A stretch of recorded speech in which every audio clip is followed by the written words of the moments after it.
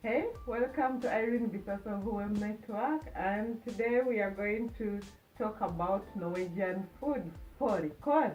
Actually, I have to start early. I've just woken up, and I'm going to church. And this dish you have to start early. Basically, normally it's my husband who makes this, but I'm gonna show you how we make it. Fårikål, it's actually Norwegian national dish, and it's actually celebrated. It has its own day, and right now I'm gonna show you what we are supposed to do. It's fårikål, which literally means lamb in cabbage. So we normally make it in September, and this one is from Røros.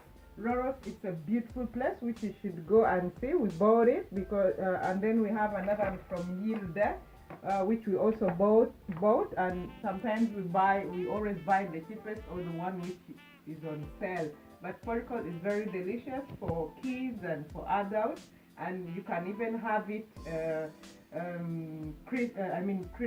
during party or even day to day. In our family, we have a tradition. We already in September we make fårikål and we invite people or a friend or a family. So today we are inviting a friend. They are going to come, and I have to make it. It takes 2.5 hours. I'll tell you more, but right now let me show you what we are supposed to do. Basically, you need like four things, 4 to 5. This is a kilo. So what we are going to do, we need fårikål, which is lamb, and then we need a cabbage, and we need pepper, black pepper, the whole of it, and we need salt. My father-in-law gave us a tip. He put some wheat to make it a little bit thick. So if we're gonna put wheat, then I have to bring this one. This is where we keep our wheat. Maybe you put like a spoon, something like that. My husband normally doesn't put, I may put, so I don't know. But let's start with putting.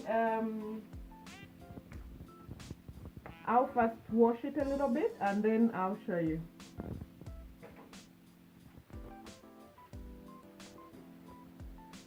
So today, come and cook with Irene, and we cook together fårikål, Norwegian dish, which is actually many. I think my husband told me like 1800,000 years old, as in before that. So we are going to cut this cabbage, and when you cut the cabbage, you cut it in big pieces. I'll show you, and then I wash it. Where I come from, we are used to wash that things, but maybe you don't need to, but I wash it. So I'm gonna cut into big pieces.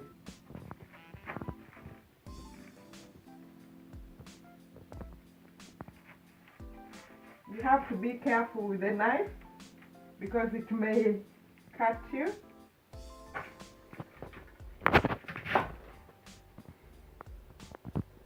Some people, they also put this one, but I always remove it. It's a stem.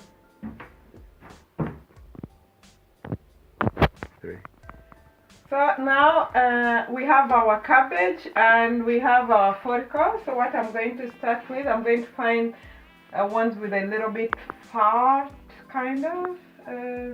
Wasn't a lot, but like this one, it has a little bit here. I start with that one. Yeah. So you put layer per layer. That is the whole thing. And for us, we put like one cabbage, but you can put more of that. And it's really delicious.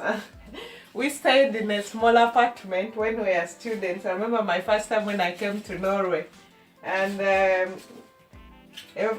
was this guy. He was from Nord-Norge, and he made fårikål, and we didn't know what it was, but the whole apartment was smelling that delicious. So food, and he invited us. So it was my first time. Actually, eat it with potatoes. So when we finish cooking it, we cook potatoes as you cook potatoes. And I remember that when he made the fårikål, we all ate and it was so nice. And so we started making it, me and my husband, now he was my boyfriend, and every time we made it, the whole apartment smells fårikål. So open the windows or put on the candle so that if you get visitors, they will know from the main entrance, if you stay in a block, that you've made fårikål. It's a very delicious smell, like aroma kind of, but people will know that somebody is cooking fårikål on the building. So today people are gonna know that we are cooking fårikål. So I've put a layer of this, a layer of this one, and salt. There were 2 spoons, teaspoons, very important, 2 spoons. So everything you put layer. So I'm gonna put a little bit of that, and I'm gonna put a little bit of the black pepper. You put these ones. Some people they put in I don't know what it's called, but they put something and just put it inside so that they can remove it. But for us, we put in them, and we like sometimes eating them, chewing them. It's a little bit strong, but you remove them for kids. So I'm gonna put a layer of this, a little bit, and we continue with our meat, and we continue with our cabbage. The cabbage, you cut them rough, you know, not big pieces. And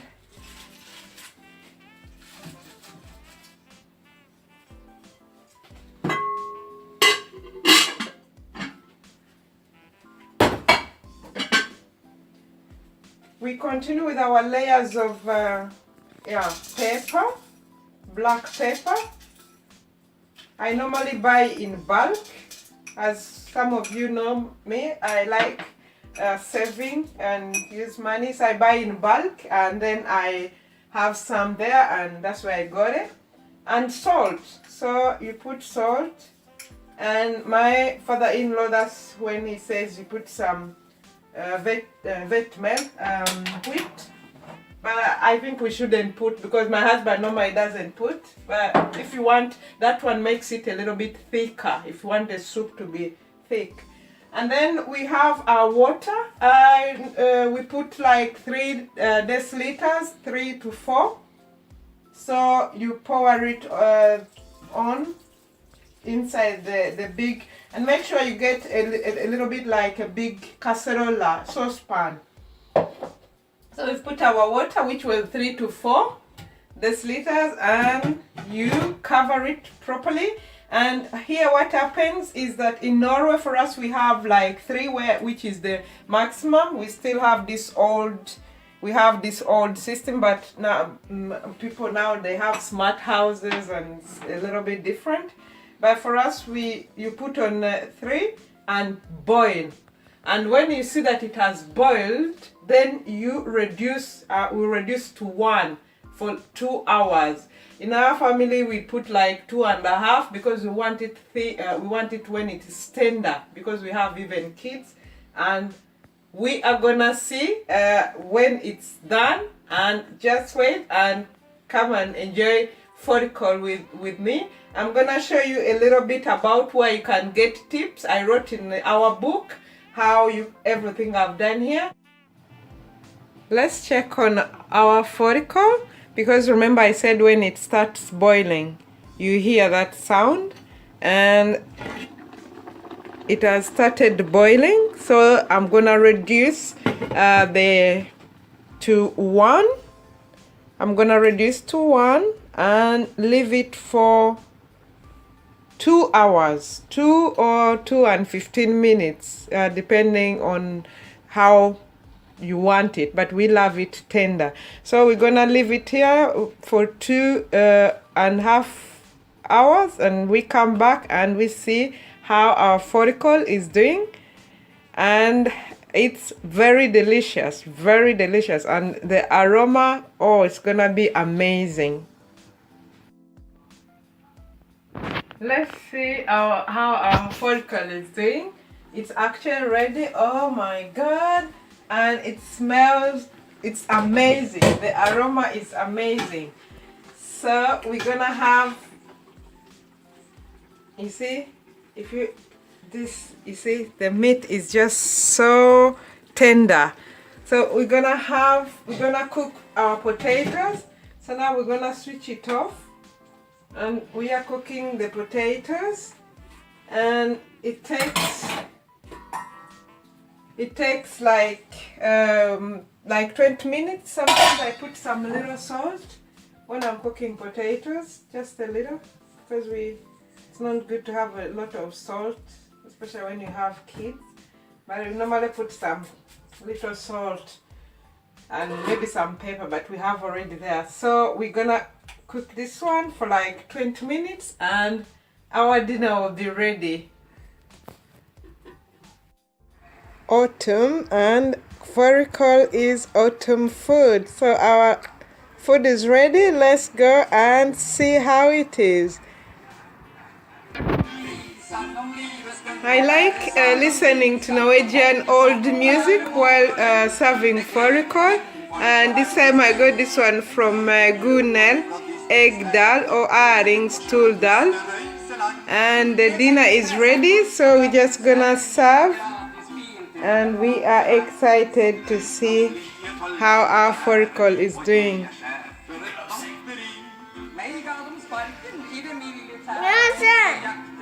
I'm gonna put food on your plate, darling.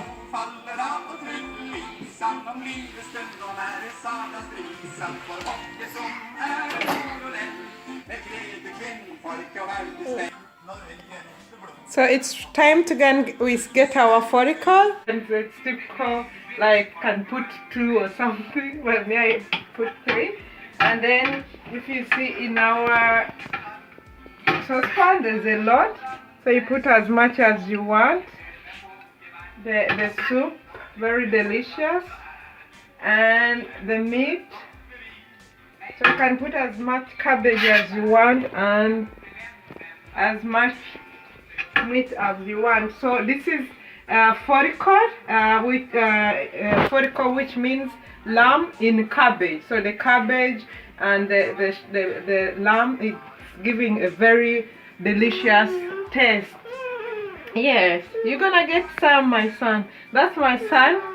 He's ready to eat, so I'm gonna mash the potatoes for him and this soup. And then if you have small kids, you can mash the cabbage and a little bit of that, and the soup and the tomatoes. Really nice. And as you may see, the meat is so tender. It's so tender. So in my family, we normally do self-service so that somebody can decide as how much one wants to have. Let's go and sit. Our Fårikål is ready and we are excited to taste it. It looks delicious and the aroma is amazing. Velbekomme, which means enjoy, and I hope you try to make Fårikål, which literally means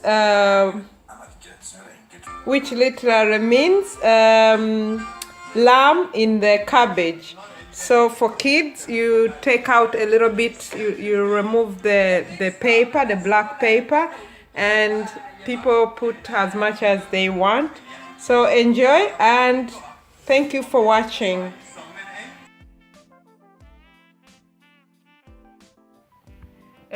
Norwegians have food for every season. Every season. The Christmas food is amazing.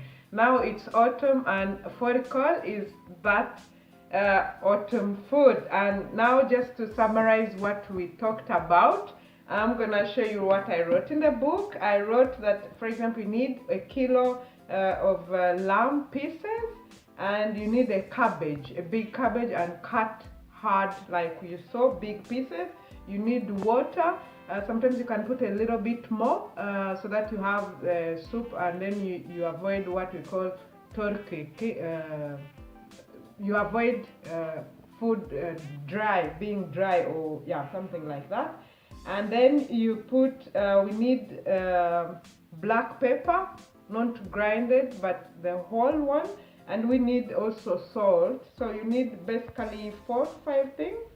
And you are arranged in layers like you saw, and you continue doing the same process, and you can even put wheat flour to maybe make it thick, but we normally don't do that. And in Norway, actually, there is like I told you, it's a national dish. There's even a day for it, actually. The last Thursday in September, it's a Fårikål dag, and there you go in restaurants, even at school places, they serve Fårikål. And basically it's because in September that's when they slaughter the lamb, and then it's fresh. So I even wrote in the book, there's a place where it's Fårikål, www.fårikål.no. There you can read a lot about it, and even there is what they call Fårikålsvenner. For me, when you want to regulate, for example, how much you need of everything, there's this Norwegian website, matprat.no, very beautiful website, and you can put in, for example, and then they give you how much of, everything you need. So enjoy Fårikål, and as you know, I'm from Uganda, so we are very social people. So normally what we do, we have a Norwegian dish, and I combine it with my Ugandan tradition, where every month we invite one person just to be social and enjoy life and enjoy Norway, enjoy Norwegian food. This is a series where we are going to be bringing different traditional Norwegian food. I love cooking my own food I grew up with, and I love, when I travel, I love trying new dishes. So when you are traveling to a new country, try their food. Actually, you are missing out if you just say I eat only what I grew up with. Try new dishes and you're gonna love it. This Fårikål, I love it so much because it reminds me my mother and my grandmother, because in Uganda we have something we call boil, where you just cook things without a lot of spices, without oil and all that, and it's really old way of cooking things. So this way of steaming and all that, it brings back childhood memories, but it's a Norwegian food. So don't be skeptical to try new foods. Try it. Maybe the first time you may not like it. Try it again. I have another food in Norway which I'll make a video about, which I had never tried, and I was very skeptical. I remember I tried the first time and I was like, no, I'm not gonna try it again the second time, and now it's one of my favorites. So I hope you enjoy Norway and you enjoy the food. If you're a tourist or a student and you're here in September, try Fårikål. You can even try it in your home country. So I wrote a recipe here in our book, which I'm showing you. I hope I've not forgotten to say something. But if you have any question, you can leave a question under there. Share with your friends. If you are new to our channel, subscribe. This is where we talk about things in Norway, because I'm in Norway, and you can use the same tips in that new country you are living. The goal of our channel is to enjoy Norway, to enjoy the new places where we are. So thank you for watching. This is Irene Bisasso Hoem Network. Bye.